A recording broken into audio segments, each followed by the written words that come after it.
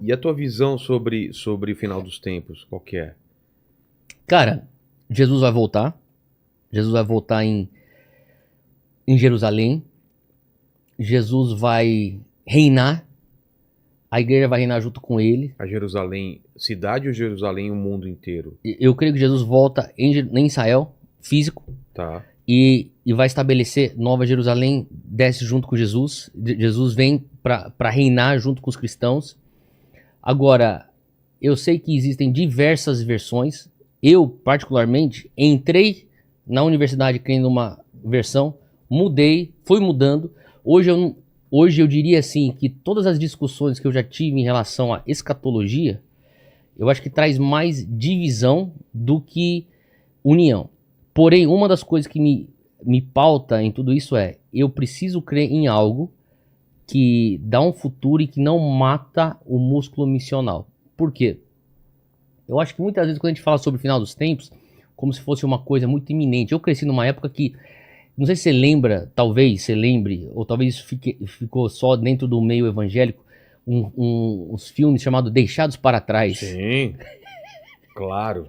Eu li o livro, eu li eu acho que 2 ou 3 livros da série. Então, aí quer fizeram dizer, o filme. e daí inclusive o pessoal lá na igreja fazia uma brincadeira lá que falou assim, ó, vamos deixar os adolescentes assistindo Deixados para Trás, a gente apaga a luz, daí quando termina o livro, acende a luz e todo mundo se esconde. É. Daí a moleque, tipo, a gente ficou pra trás.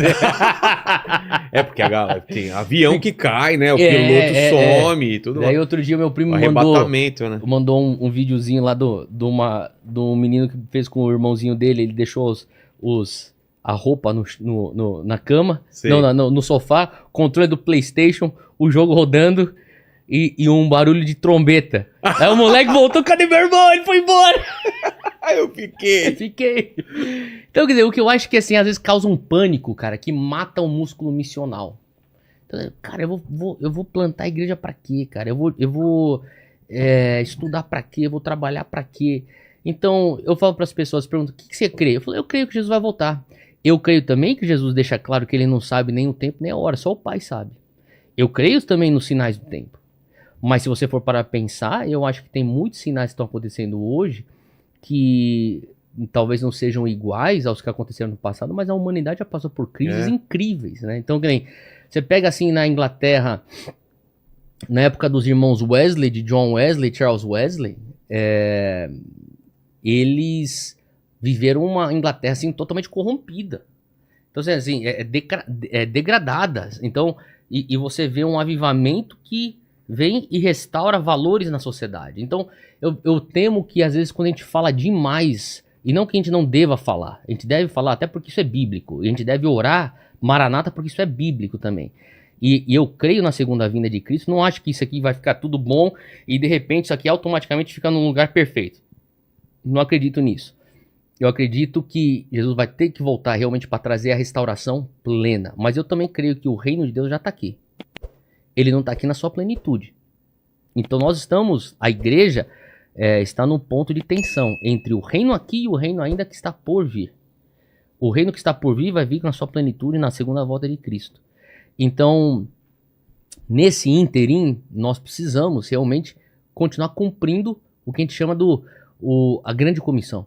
Vai fazer discípulos das pessoas, faça discípulo das nações. Por isso que eu não acredito em crente que fica só trancado em igreja como se fosse monastério, ou sala de oração como se fosse monastério, entendeu? Essa visão monástica, a gente permite vácuo na sociedade. Então a gente precisa ter evangelhos, que nem uma das coisas que me pauta nisso tudo aqui, Vilela, olha o Brasil, 210 milhões de brasileiros na população, né? 1/3 é evangélico. IBGE vai sair agora, porque não saiu por conta da pandemia, vai sair um novo, vai ser mais do que 1/3. GV publicou um artigo aí recentemente que em 2032 nós seremos 51%. Caramba. Entendeu? Agora, ao passo que quando às vezes eu falo isso publicamente, tem nego que aplaude, fica feliz da vida, eu fico preocupado. Por quê? Como é que você tem um Brasil desse jeito? Ah, tá. Com 51% de evangélico. A minha pergunta minha pergunta é, que tipo de evangelho que a gente é então? Verdade. Ou que tipo de evangelho que a gente está crendo? Quando se fala tanto de fim do mundo, fim do mundo, fim do mundo, só se fala do fim do mundo, vai ter um fim do mundo? Eu acredito na volta de Cristo, é óbvio. Mas será que isso, no grande quadro, ele realmente está sendo mais benéfico ou ele paralisa o jovem? Porque desses 70 milhões evangélicos que nós temos hoje no Brasil, olha que coisa doida. O Brasil é o segundo país que tem mais nenéns no mundo. Nem trabalha, nem estuda.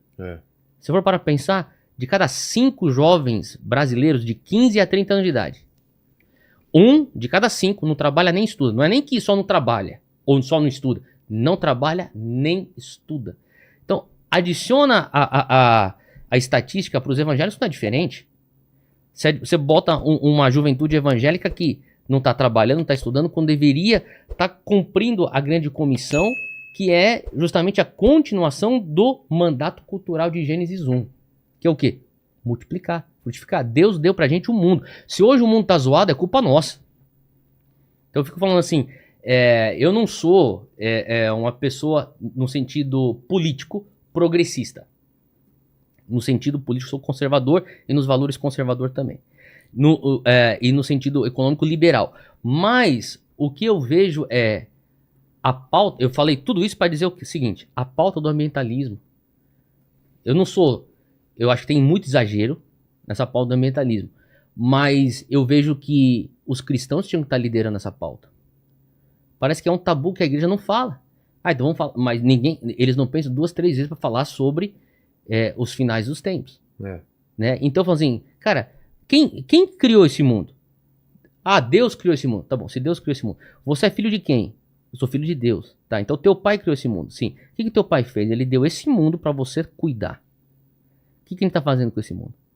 Então, se nós temos a convicção que nós somos filhos de Deus, que nós somos cristãos, seguidores de Cristo, a gente teria que estar se preocupando com aquilo que ele nos deu. Então, quer dizer, eu não estou falando que só tem a ver com esse mundo, mas eu vejo uma ânsia tão rápida de sair daqui, e o problema da Amazônia não é meu problema. O problema dos bichos morrendo na fauna não é meu problema. Você entendeu o que eu tô falando? Cara, isso aqui foi dado para nós. O que é que faz com que o homem venha deteriorar o seu meio? O pecado. Então, uma vez que eu resolvo o pecado da alma humana, ele tem que refletir na sociedade.